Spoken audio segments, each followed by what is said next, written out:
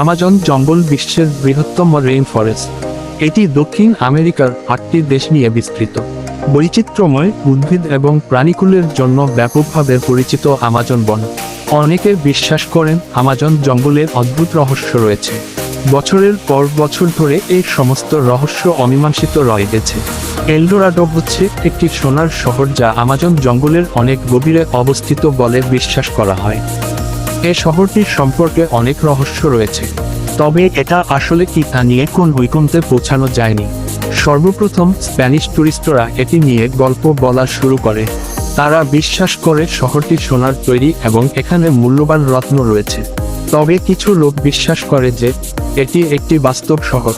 আবার অন্যরা বিশ্বাস করেন যে এটা একটি পৌরাণিক শহর যার অস্তিত্ব কখনো ছিল না।